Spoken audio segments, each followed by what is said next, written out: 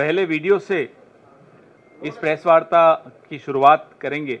मैं अपने सहयोगियों को कहूंगा कि वो वीडियो एक बार चला दें, वॉल्यूम। अब मैं अच्छी तरह जानता हूं, तो इन पर थोड़ा सा दबाव डालो, थोड़ा सा धक्का मारो, डर के भाग जाते हैं। जैसे उधर से ट्रंप ने एक इशारा किया, फोन उठाया, कहा मोदी जी क्या कर रहे हो, नरेंद्र सरेंडर, और जी हजूर करके नरेंद्र मोदी जी ने ट्रंप के इशारे का पालन किया। आपको एक समय याद होगा जब फोन कॉल नहीं आया था, 7th फ्लीट आई थी, 71 की लड़ाई में 7th फ्लीट आई थी, हथियार आए थे, एयरक्राफ्ट कैरियर आया था। इंदिरा गांधी जी ने कहा मुझे कुछ जो करना है मैं करूंगी। ये फर्क है, इनका कैरेक्टर है। ये सारे के सारे ऐसे हैं। आजादी के समय से सरेंडर वाली चिट्ठी लिखने की आदत है, 1 सेकंड में थोड़ा सा दबाव पड़े भैया ये लो, हाँ, तो ये इनका कैरेक्टर है। धन्यवाद।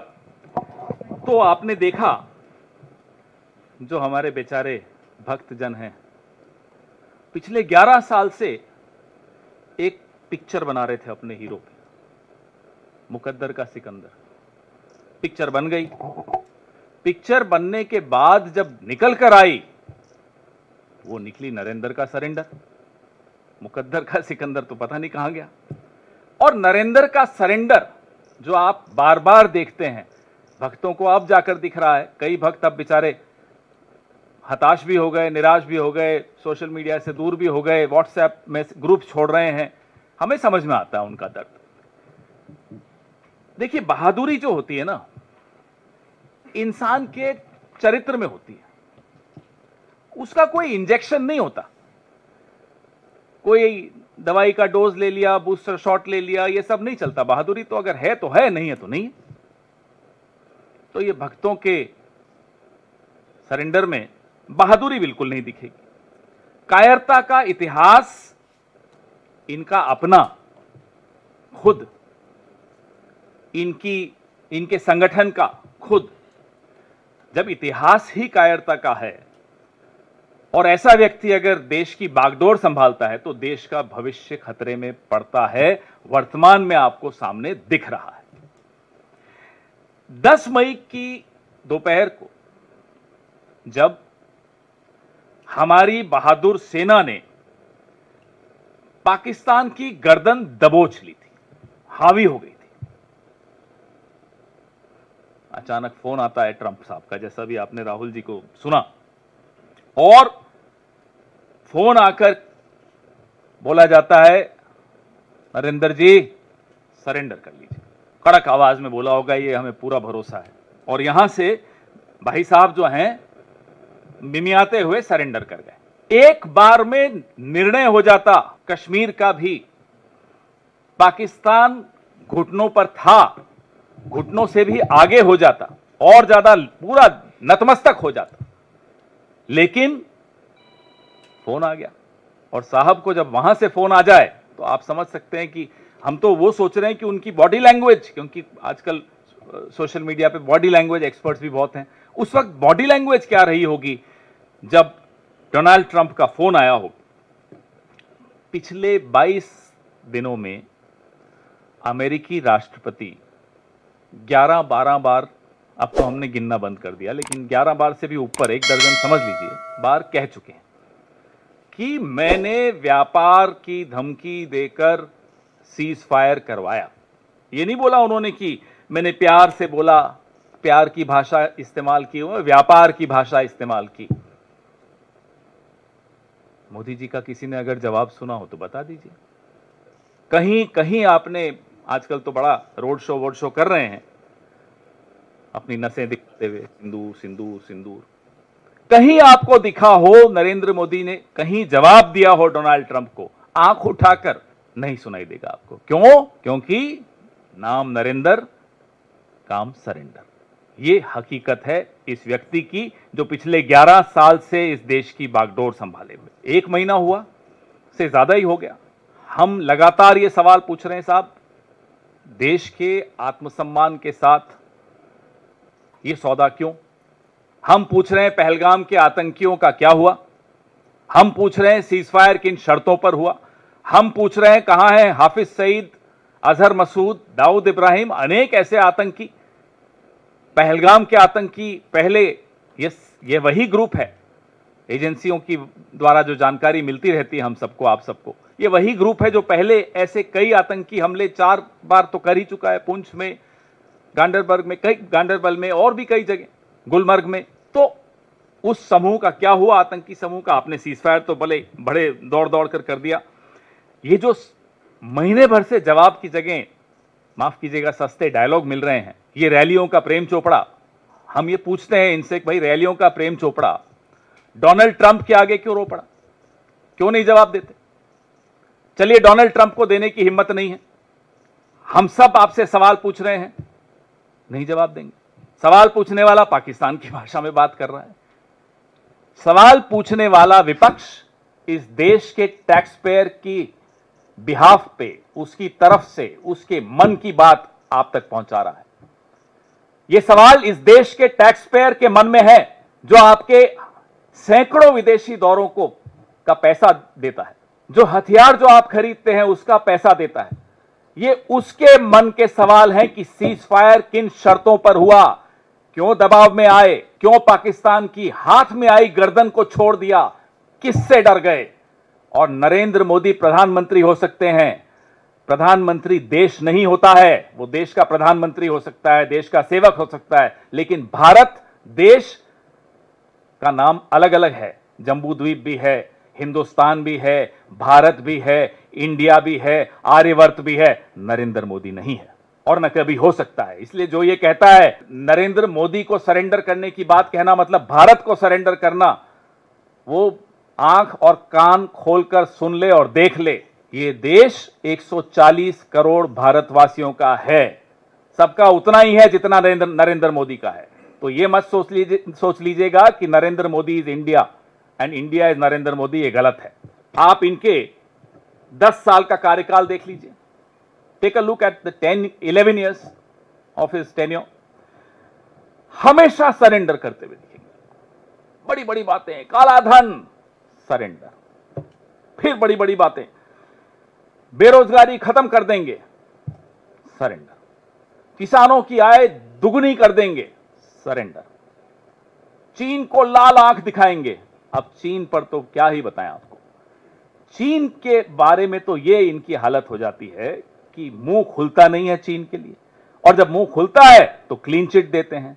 अभी पिछले हफ्ते चीन पर साहब बोल रहे थे, नाम नहीं लिया चीन का नाम लेने में इतना डरते हैं कि अपने ही देश के एक बहुत बड़े भूभाग की बेइज्जती कर देते हैं, क्योंकि एक शब्द नहीं बोल पा रहे चीन।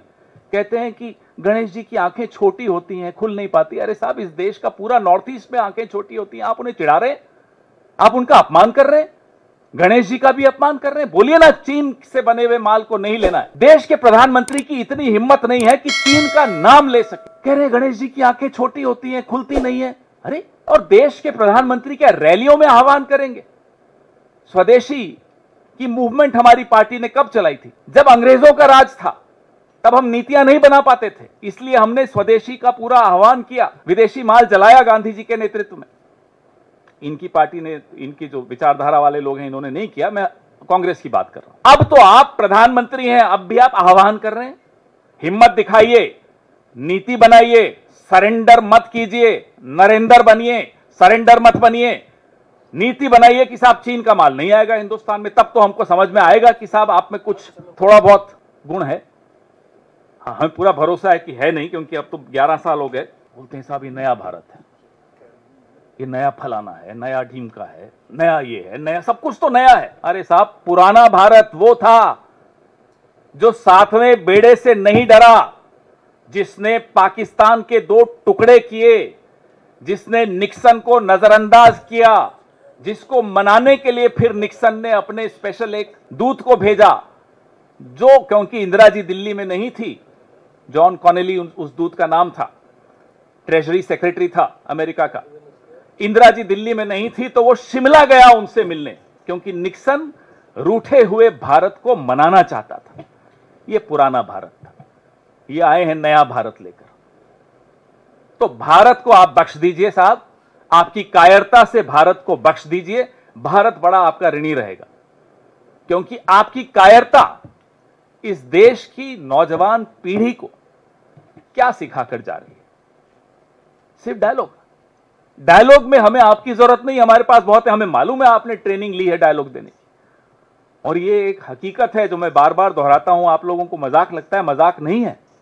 उस आदमी को फिर सांसद भी बनाया एक टर्म के लिए, जिससे ट्रेनिंग ली थी, आप नाम जानते हैं, परेश रावल।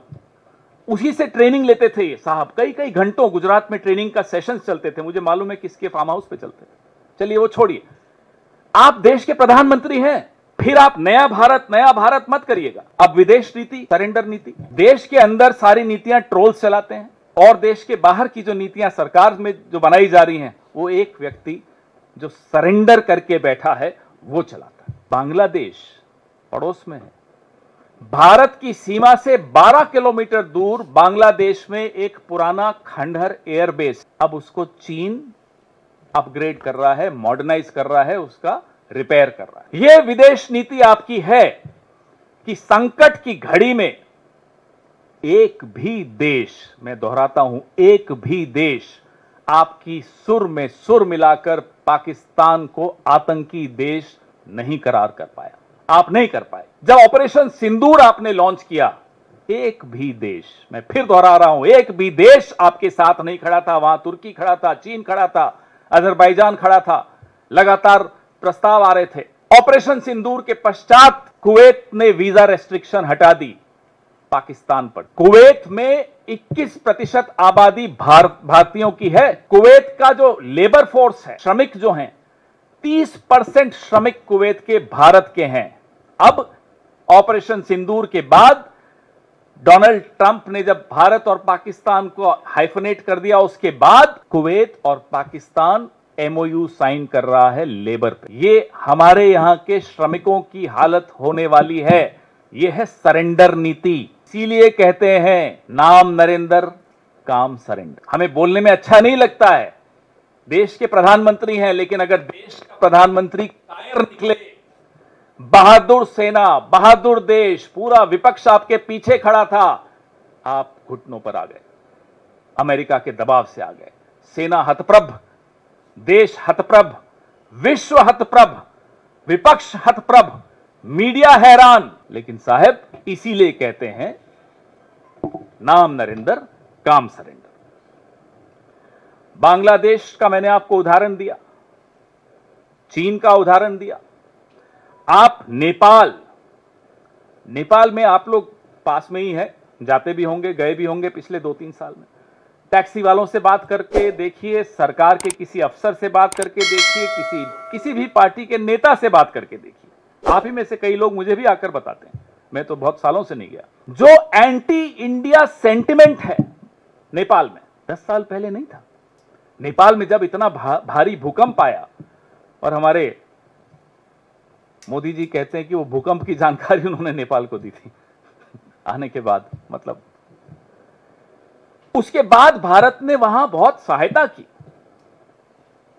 लेकिन नेपाल आज चीन से इतना समीप आ चुका है। अब ये बताइए, सरेंडर नीति आपकी नहीं है तो क्या है? जो कॉरिडोर की बात हो रही है लगातार, जो पाकिस्तान के साथ, कई और देशों के साथ चीन मिलकर कॉरिडोर जो बना रहा है, आप क्या कर पाए उसका? आप आईएमएफ का लोन रुकवा पाए तो बताइए। अभी मैं आपको एक और बताता हूं, वो क्रिएटिव चलाइए।